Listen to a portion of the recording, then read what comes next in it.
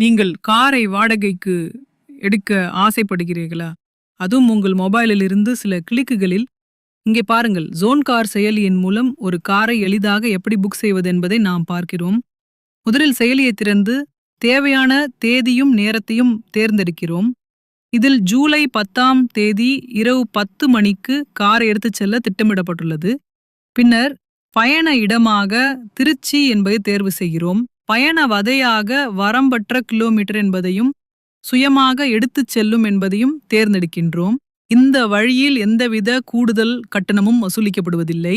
இப்போது கார் விவரங்கள். Toyota Glanza empty 2024 model car.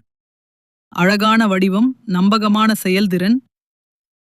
காரின் மதிப்பீடு நன்கு உள்ளது. மேலும் இதன் இருப்பிடம் பண்ருட்டி, தமிழ்நாடு.